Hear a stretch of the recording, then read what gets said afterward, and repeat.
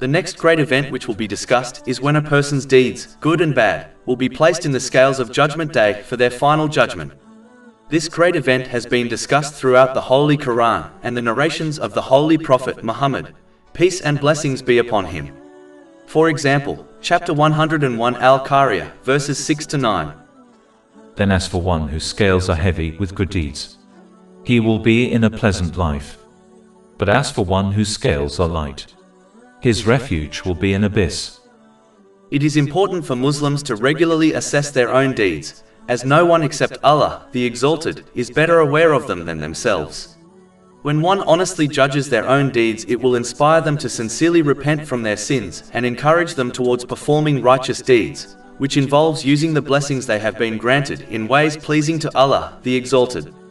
But the one who fails to regularly assess their deeds will lead a life of heedlessness whereby they misuse the blessings they have been granted. This person will find the weighing of their deeds on the Day of Judgment extremely difficult. In fact, it may well cause them to be hurled into hell. A clever business owner will always regularly assess their accounts.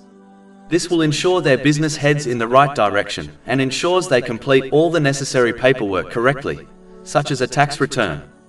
But the foolish business owner will not regularly take accounts of their business. This will lead to a loss in profits and a failure in correctly preparing for their accounts. Those who fail to file their accounts correctly with the government face penalties, which only makes their lives more difficult. But the key thing to note is that the penalty of failing to correctly assess and prepare one's deeds for the scales of Judgment Day does not involve a monetary fine. Its penalty is more severe and truly unbearable. Chapter 99 Az-Zalalah, verses 7 to 8. So whoever does an atom's weight of good will see it, and whoever does an atom's weight of evil will see it. Finally, a Muslim must not only avoid committing sins, but they should also strive to avoid using the blessings they have been granted in vain ways.